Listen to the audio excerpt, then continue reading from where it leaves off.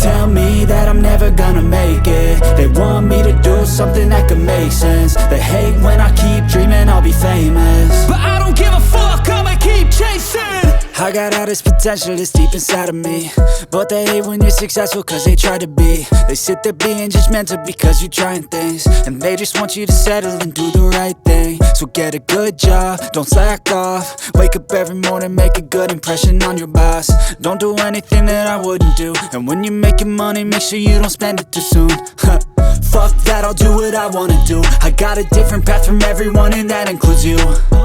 Who are you to tell me how to live life? In these times it feels like nobody is right, yeah. So I'ma figure out what else we succeed, and then invest all of my time into that and proceed.